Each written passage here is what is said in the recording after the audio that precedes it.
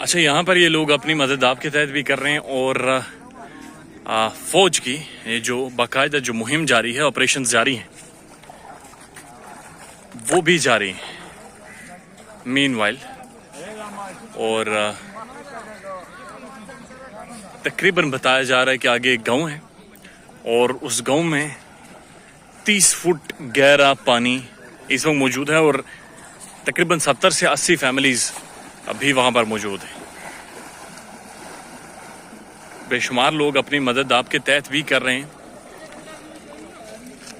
लेकिन मुमकिन तब तक नहीं होगा जब तक पाकिस्तान की बहादुर फौज इसको क्लियर नहीं करार देती।